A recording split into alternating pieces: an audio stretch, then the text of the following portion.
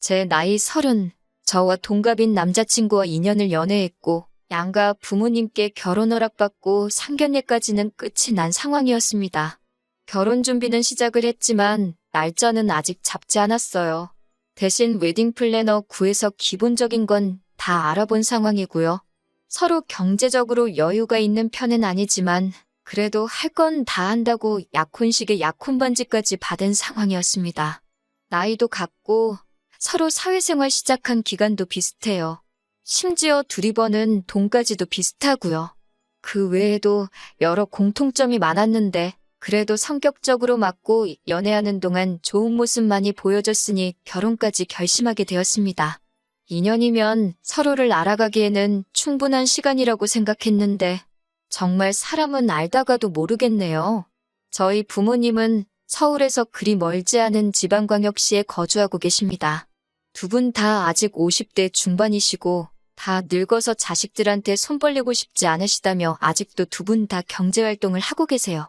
어머님은 사무실 나가시고 아버지는 택시 운전하고 계시고요. 남자친구 회사가 저희 부모님 살고 계신 지역에 지사가 있어서 그 지역으로 출장이 잦은 편이에요. 연애하는 동안 한 번도 몰랐던 사실을 얼마 전에 알게 되었습니다. 그동안 남자친구가 저희 부모님 살고 계신 지역으로 출장을 갈 때마다 저희 아버지한테 따로 연락해서 같이 식사도 하고 그랬다는 겁니다. 저한테 한 번도 티낸 적 없었고 아버지도 무뚝뚝하신 분이라서 어머니나 저한테 따로 말해준 적도 없어서 전혀 알 길이 없었어요. 솔직히 남자친구가 동갑이라 조금 철부지 같아 보인다는 생각을 받았는데 이런 의외의 사실에 적잖이 감동했어요. 그게 쉬운 일은 아니잖아요? 며느리가 시댁에 먼저 연락하고 안부 전화 드리고 하는 건 많지만 사위가 처가에 먼저 연락하고 시키지도 않았는데 장인어른만 따로 불러내 식사하고 그러는 경우는 드물잖아요.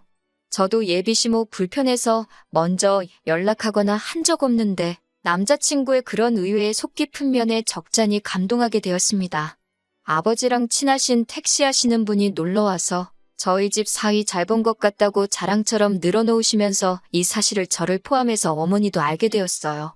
비록 남자친구가 샀다는 그 식사가 동네에 있는 허름한 기사식당이긴 했지만 출장 가서 일 보는 것도 정신없고 힘들 텐데 일부러 시간도 내고 신경 쓰고 있다는 사실 하나만 가지고도 충분히 감동할 만한 일이었죠.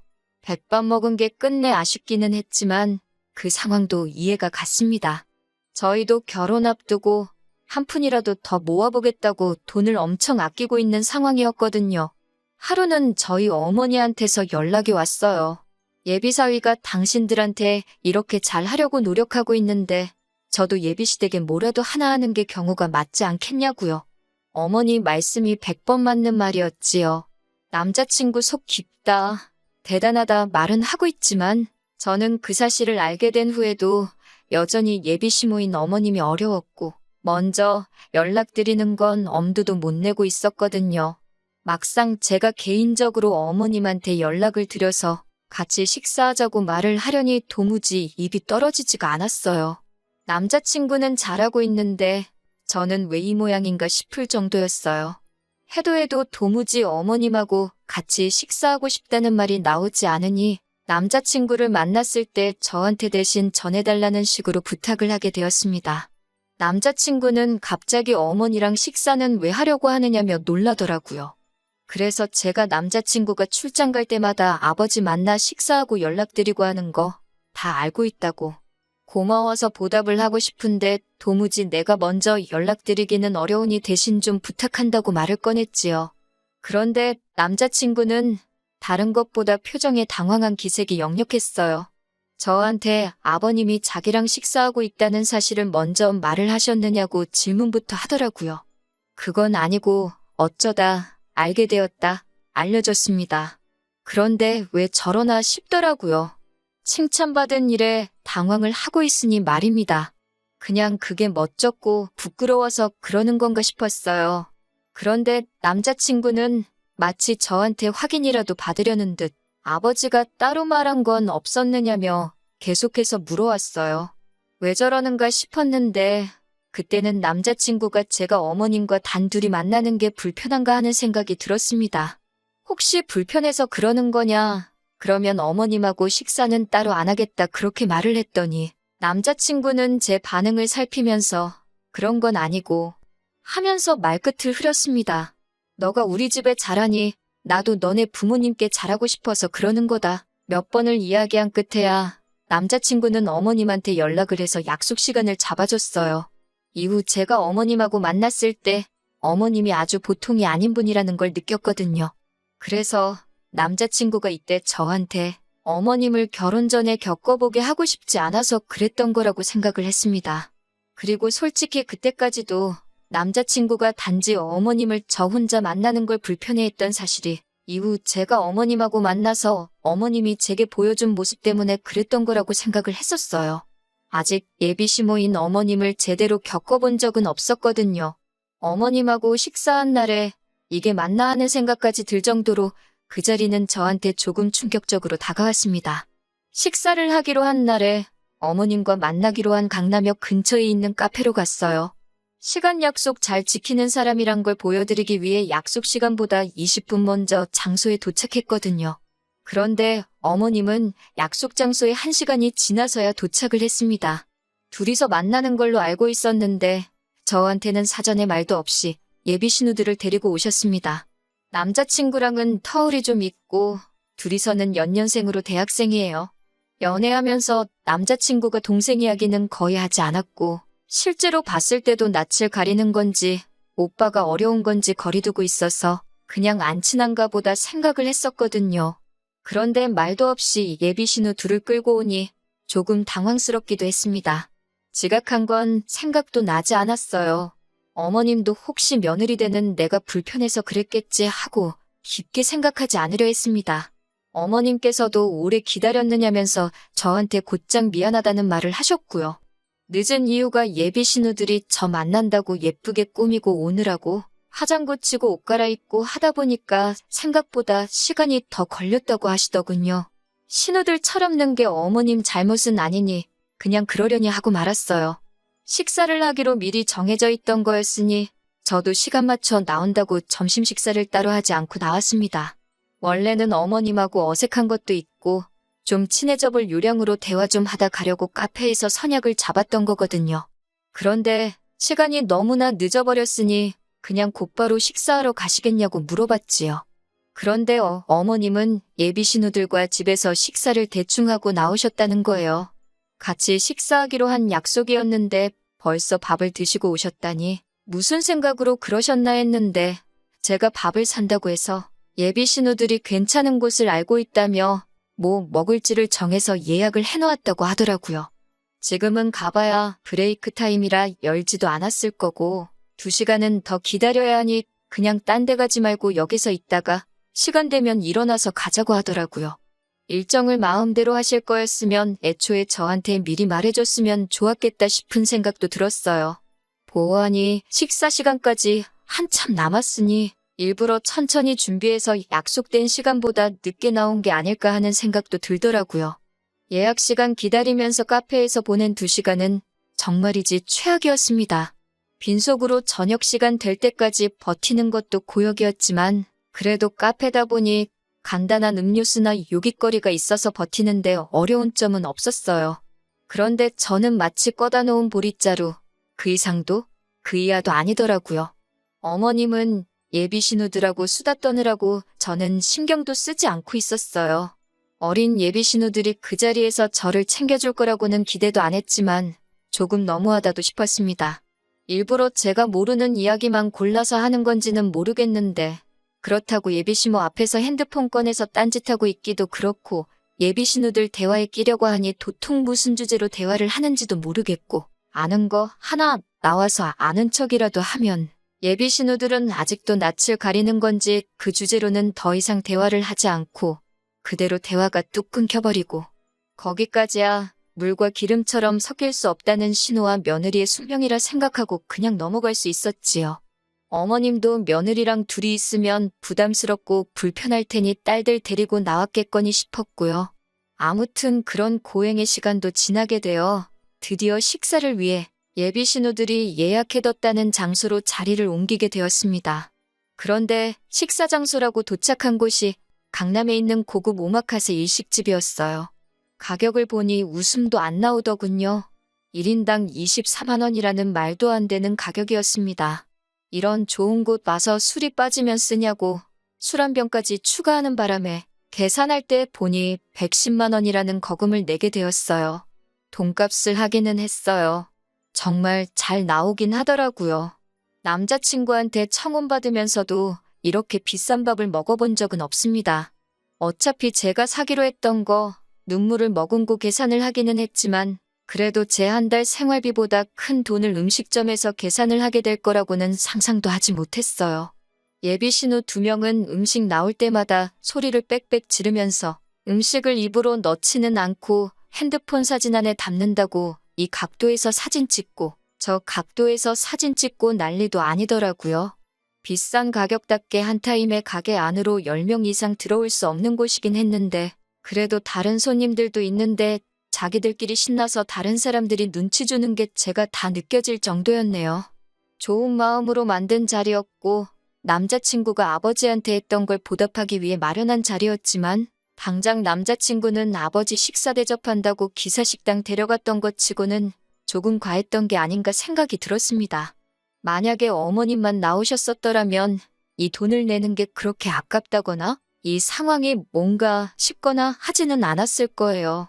집에 돌아와서 저희 어머니한테 그날 있었던 일을 말했더니 어머니도 놀라서 말을 잇지 못하시더라고요.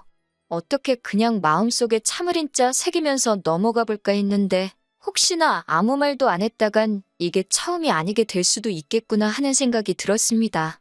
그래서 남자친구한테 전화를 했어요.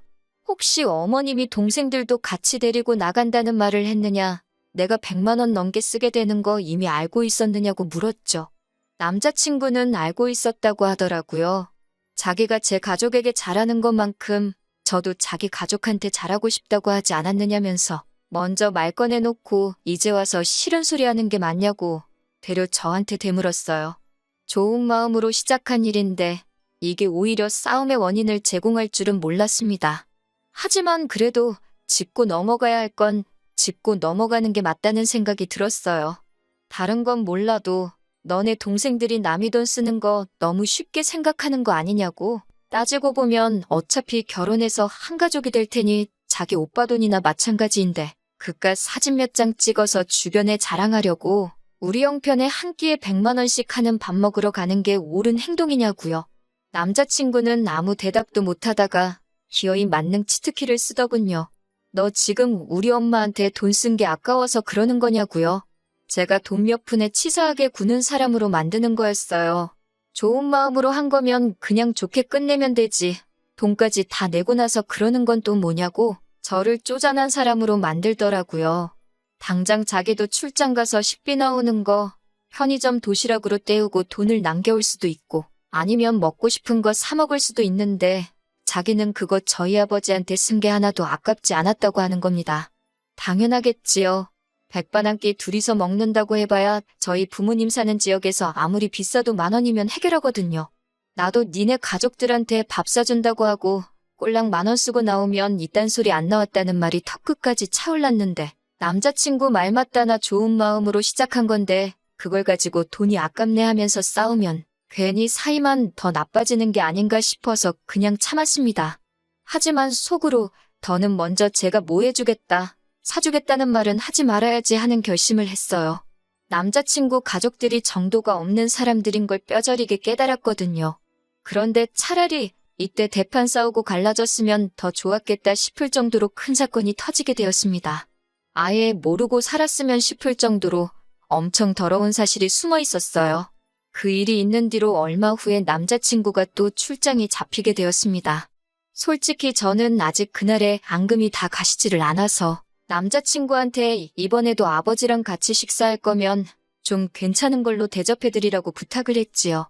그리고 남자친구가 출장을 떠난 날 궁금하기도 해서 아버지한테 전화를 한 통 드렸어요.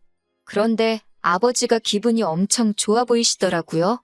예비사위가 매운탕 사줬다면서 밥 잘 먹었다고 저한테 자랑을 하시더군요. 기분 좋아서 술도 한잔 하셨다고요. 평소에는 무뚝뚝하신데 낮술하시고 기분이 좋아서 신이나 계시는데 좋은 거 사드리라는 게 고작 매운탕이라니 섭섭하기도 했지만 아버지가 저렇게 좋아하시니 그냥 좋게 생각하기로 했습니다. 아버지는 덕분에 예비사위랑 낮술도 하고 좋으시다며 신이 나셨고 그 와중에 사위 고생한다며 매운탕 얻어드시고는 용돈하라고 20만 원을 줬다고 하시는 거예요. 20만 원이면 아버지가 하루 종일 일하셔도 못 버는 돈인데 그래도 예비사위가 나이 젊은 것 치고 속이 참 깊은 사람이라며 딸 덕분에 아주 훌륭한 사위 본다고 동네방네 자랑해야겠다 좋아하시더라고요. 왠지 그 말을 듣는데 마음이 다 아팠어요. 그런데 그날 새벽에 낮에 그 통화가 거짓말처럼 느껴질 정도로 모든 게 다 뒤집어져 버렸습니다. 아버지가 분노 가득한 목소리로 전화가 왔어요. 결혼이고 회사고 다 필요 없으니까 당장 집으로 내려오라 호통을 치고 전화를 끊으시더군요. 보통은 저렇게까지 화를 내시는 일이 거의 없어요. 무슨 일이 있나 하고 어머니한테 전화를 드렸는데 어머니도 네가 직접 와보면 알 거라고만 하시고 별말이 없으시길래 무슨 일이 나도 큰일이 났구나 싶어서 부랴부랴 택시 잡아서 부모님 댁으로 향했습니다. 집에 도착하니 남자친구가 저희 부모님 앞에 무릎을 꿇고서는 잘못했다고 빌고 있더라고요. 이게 다 무슨 일이냐고 부모님한테 왜 쟤는 여기 와서 무릎 꿇고 빌고 있는 거냐 물어봤더니 궁금하면 직접 물어보라고 하시길래 남자친구한테 말해보라고 했습니다. 입이 10개가 있어도 모자란지 제 질문에 대답은 못하고 죄송하다, 미안하다, 사과만 연신하고 있더라고요. 결국 어머니께서 이게 무슨 상황인지 다 설명해 주시는데 어머니 설명 다 듣고 나서 그 길로 남자친구 머리채를 낚아채서 죄다 뜯어버리고 바닥에 패대기 쳐버렸습니다. 아버지가 그날 낮술도 하시고 남자친구 용돈하라고 큰 돈도 줬으니 낮에 일도 못하고 돈도 못 벌어서 평소에는 잘 안 하시는 야간 영업을 나가신 거예요. 그렇게 번화가에서 손님을 하나 태우게 되었답니다. 젊은 커플이 술에 징하게도 취해서 혀는 다 꼬부라져서 반말 찍찍 내뱉으며 근처에 있는 숙박업소로 가라고 했다더라고요. 그런데 목소리가 익숙하고 위화감이 느껴져서 룸밀러로 승객을 쳐다봤더니 다른 놈이 아니라 남자친구였던 겁니다. 옆에 앉은 여자는 옷 입은 꼬라지를 보아하니 술집에 나가는 여자였다고 하고요. 순식간에 상황 파악이 끝난 아버지가 여자한테는 몸성하고 싶으면 여기서 내리라고 한마디 하셨다고 해요.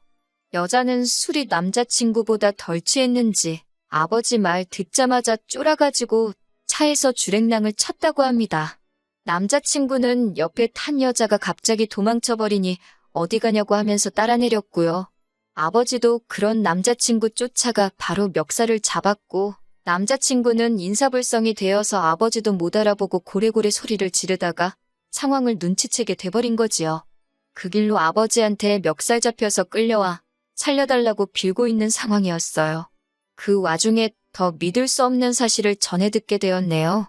그동안 남자친구가 아버지랑 점심 식사하면서 대놓고 용돈을 요구했다고 하는 겁니다. 결혼 준비하는데 돈을 아끼다 보니 저 맛있는 거 하나 제대로 못 사준다면서 아버지한테 용돈을 달라고 했대요. 아버지는 그동안 예비사위한테 5천 원도 안 하는 백반 한 끼 얻어먹고 적게는 5만 원에서 많게는 10만 원씩 저랑 엄마 몰래 예비사위한테 뜯기고 있었던 거예요. 남자친구는 아버지한테 받은 그 돈을 가지고 출장 끝나고 같이 출장 나온 직장 동료랑 해서 술집 가서 여자 부르고 유흥하는데 홀랑 탕진해버리고 그랬던 거고요. 모르긴 몰라도 그러는 와중에 지 돈도 홀랑 써버렸겠지요. 아버지는 그 와중에도 남자친구가 아버지한테 용돈 받은 거 체면 운운하면서 비밀로 좀 해달라고 했던 남자친구 부탁에 비밀 지켜주시며 끝까지 아무 말도 안 하고 계셨던 거였고 이렇게 뒤통수를 세게 맞았던 것이었죠. 생각해보니 남자친구도 자기가 출장 가서 예비장인이라고 같이 식사도 하고 평소 성격이면 그걸 가지고 저한테 생색을 내도 12번은 더 냈을 텐데 아무 말 없이 있었던 게 저렇게 찔리는 구석이 있었기 때문이었던 겁니다. 그러니까 처음에 제가 고맙다고 아버지한테 먼저 연락도 하고 같이 식사도 하는 것 참 속 깊은 사람이다 했을 때도 저한테 뭐라도 알아내려는 듯 꼬치꼬치 캐물은 게 제가 어디까지 알고 있나. 아버지한테 용돈 뜯어내고 있는 것도 알고 있나 떠보려고 그랬던 거라는 생각이 들더라고요. 다른 건 몰라도 결혼 약속한 상대방 두고 술집 다니면서 여자한테 돈 쓰고 그러는 놈하고 결혼하는 건 제가 머리에 총 맞은 것도 아니고 무슨 일이 있어도 용서해 줄 만한 상황이 아닌 거라는 건 누구보다 제가 제일 잘 알고 있었어요. 심지어 그 유흥비 또한 예비장인어른 얼마 벌지도 못하는 푼돈 뜯어서 다닌 거였으니 말 다 했지요. 그런데 무엇보다 지 가족만 소중한 이기적인지 엄마랑 개념도 없고 염치도 밥 말아먹은 저 자식 동생들에게 100만 원이나 써버린 저한테 내 가족한테 돈 쓰는 게 아깝냐고 따져묻던 개꼬라지가 생각이 나서 참을 수가 없더라고요. 여태껏 아버지한테 받아간 돈부터 포함해서 네 여동생들인 나한테 빌부터 뜯어먹은 돈까지 다 뱉어내라고 했습니다. 결혼은 당연히 물 건너갔다고 말했고요. 그나마 네 엄마가 먹은 건 우리 아버지 여태 백반값 계산해준 게 기특해서 그걸로 봐주겠다고 했죠. 뭐 그 돈이라고 해서 다 합쳐봐야 200만 원도 안 되는 푼돈이겠지만 머리채 몇 번 쥐어뜯은 걸로 끝내기에는 평생 두고두고 후회할 것 같은 생각이 들어서 어떻게든 돈이라도 받아내려고 했던 거예요. 그런데 남자친구는 이미 자포자기를 한 건지 어차피 결혼은 물 건너갔구나 그렇게 생각을 한 건지 헤어지면 헤어지는 거지 뭘 돈까지 내놓으라고 그러냐고 배째라고 그러더군요. 차라리 자기를 기분 풀릴 때까지 때리라는 겁니다. 몇 대 때리는 걸로 기분이 나아지겠나요? 아버지가 어디 한번 맞아보라고 어디서 골프채를 들고 나오셨는데 그런 걸로 사람 때렸다간 죽겠다 싶어서 어머니랑 아버지 말린다고 아주 혼났습니다. 그렇게 파혼을 하게 되었네요. 남자가 사회생활 하다 보면 그런 일 할 수도 있다고 무마해주기엔 사건이 사건이다 보니 뭐 더 생각할 것도 없다 싶어서 파혼을 했지요. 더 연락도 하기 싫어서 돈 받아내는 것도 생각도 안 하고 있었습니다. 그런데 저희 아버지 앞으로 고소장이 날라왔더군요. 남자친구였어요. 저희 아버지를 폭행으로 고소한다고 한번 진흙탕 싸움으로 가자고 끝까지 구질구질하게 나오더라고요. 잘못은 남자친구가 하긴 했지만 저도 머리채 쥐어뜯어 놓은 것도 있고 아버지가 화를 못 참아서 몸싸움이 있던 것도 사실이니까요. 그렇다고 당하고만은 있을 수가 없어서 변호사 선임하려고 찾아갔는데 변호사님이 정황을 듣더니 결혼을 전제로 약혼식까지 다 올린 상황에 남자친구가 저희 가족들을 기망한 거나 마찬가지니 그걸 가지고 고소를 할 수 있다는 소식을 전해주더군요. 그러던 와중에 남자친구가 기분 풀릴 때까지 때리라고 했던 그 발언이 저희 어머니께서 저 도착하고부터 혹시나 남자친구가 정신이 횟가닥 나가서 뭔 짓을 할지 모르니 어머니께서 그 상황을 핸드폰으로 다 녹음을 하고 있었다고 해요. 고소장을 뒤집어 버릴 수 있는 결정적인 증거까지 있는 상황이었으니 결국에는 남자친구가 아버지께 받아간 돈부터 예비 신우들 허세 부린다고 비싼 밥 먹은 그 돈까지 받아낼 생각도 없었는데 그걸 포함해서 위자료까지 뜯어내게 되었네요. 아버지 상해죄로 고소한 것 또한 허위사실을 증명해서 무죄가 되었고 남자친구 괘씸죄로다가 무고죄로 역고소를 할까도 생각해봤는데 변호사님이 하는 말이 긴 싸움이 될 수도 있고 원하는 결과가 나오지 않을 수도 있다고 하시기에 합의금으로 돈 더 뜯어내고 사건은 그냥 넘어갔습니다. 그 과정에서 남자친구는 그나마 다니던 직장에서 잘리게 되었으니 이 정도면 충분했다는 생각도 들었어요.